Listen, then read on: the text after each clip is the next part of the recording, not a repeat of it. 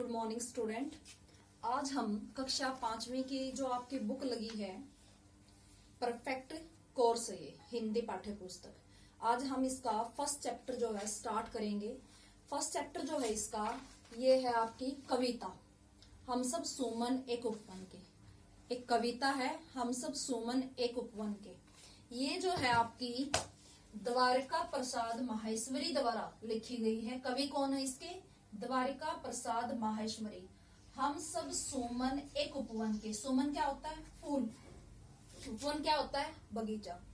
कवि ने इसमें बताया है कि यदि हम एक साथ रहते हैं, आपकी जो ऊपर लाइन दी गई है इसके अंदर थोड़ी सी व्याख्या की है कवि ने कि यदि हम एक साथ रहते हैं तो कठिन परिस्थितियों में भी को भी आसान बना सकते हैं। अगर हम सब परिवार के सदस्य भी एक साथ रहते हैं, अगर मुश्किल समय है उस समय में हम एक साथ रहते हैं तो बुरा समय गुजर जाता है, लेकिन जब हम अलग अलग हो जाते हैं तो वो समय निकालना मुश्किल हो जाता है।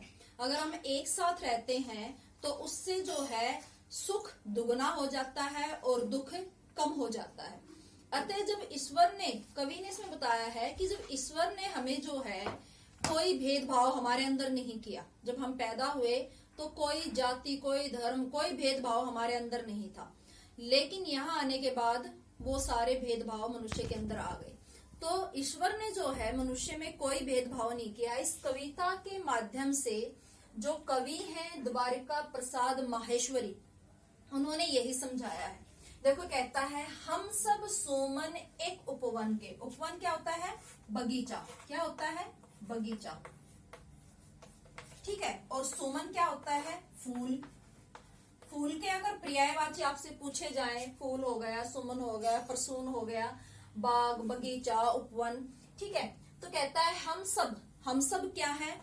इस बगीचे के फूल हैं। कौन सा बगीचा? अब द्वारिका प्रसाद माहेश्वरी इस संसार को एक बगीचा मानते हैं। पूरा संसार क्या है? एक बगीचा। फूल कौन है? हम क्या है? फूल। हम सब सुमन एक उपवन के, एक हमारी धरती सबकी। क्या कहते हैं कि हम एक ही धरती पर जन्मे हैं, सब समान रूप से एक ही धरती पर जन्मे हैं। जैसे फूल जो है एक बगीचे के अंदर जो है उनको समान रूप से जो है मिट्टी दी जाती है, वही धूप मिलती है, वही जल मिलता है। सभी पौधों को वही धूप, वही मिट्टी, वही जल मिलता है। उसी तरह से मनुष्य जो इस धरती पर, उनको भी समान रूप से भगवान ने जो है, जो प्राकृतिक चीजें वो समान रूप से मिली हैं, धूप भी, जल भी, मिट्टी भी। तो क्या कहता है कि हम सब जो है उस बगीचे के फूल हैं, एक हमारी धरती सबकी। हम सब की धरती एक ही है, जिसकी मिट्टी में जन्मे हम, और हम सब जो है उस धरती की मिट्टी में समान रूप से जन्मे, कोई भेदभाव नहीं हुआ। मिली एक ही धूप हमें है।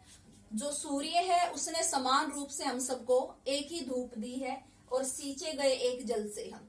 नदियां जो है अपना जल समान रूप से देती हैं, तो उसी जल से जो है हम सबका पालन पोषण हुआ है। समझ में आ गया? एक तरह से बगीचे के माध्यम से कवि ने संसार को जो है, संसार के लोगों को संबोधित किया है कि संसार पूरा एक बगीचा है, और इसके अंदर हम क्या हैं? हम फूल हैं, अलग अलग तरह के। जैसे बगीचे के अंदर अलग अलग तरह के फूल होते हैं, वैसे ये जो मनुष्य हैं वो इस संसार रूपी बगीचे में अलग अलग तरह के फूल हैं। भगवान ने जो है प्राकृतिक चीजें जो भी दी वो समान रूप से दी हैं। तो इस कविता के माध्यम से उसने मनुष्य को संबोधित किया है।